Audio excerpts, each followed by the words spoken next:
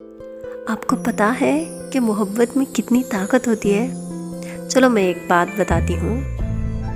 ایک لڑکا جو ہمیشہ لیٹ اٹھا کرتا تھا، جس کی عادت بھی نہیں تھی کہ فجر کی نماز پڑھے، اکثر چھوٹ جاتی تھی نماز فجر، اور لڑکی تو پڑھا کرتی تھی، نمازی تھی۔ تو ایک دن کیا ہوا، ان دونوں میں محبت ہو گئی اور وہ روز ان کے لیے دعا کرتی تھی، تہجد پڑھا کرتی تھی۔ تو لڑکا آرام سے سویا کرتا تھا۔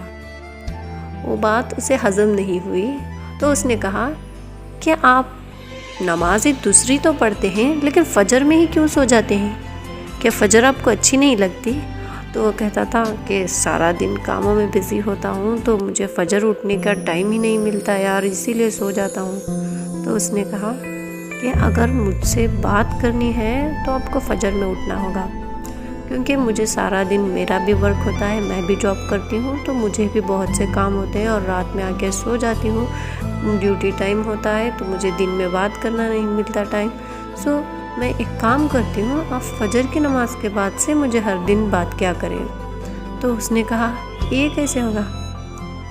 تب پھر تھوڑی ایسے ہی دن گزرتے گئے، تو اس نے کہا کہ بات ہی نہیں ہوگی ورنہ۔ تو اس نے کہا کہ ہاں ٹھیک ہے، جیسے تم نے کہا ویسا چلے گا۔